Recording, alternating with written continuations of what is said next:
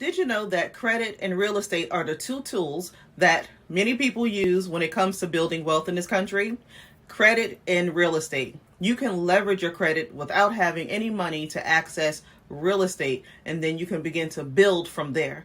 What I am launching on June 23rd is a program that I have entitled Pathway to Properties, not property, because I want you to own more than one property. So I'm going to show you how that's done. Myself and some people on my team, we're going to show you how this actually works and how it's done.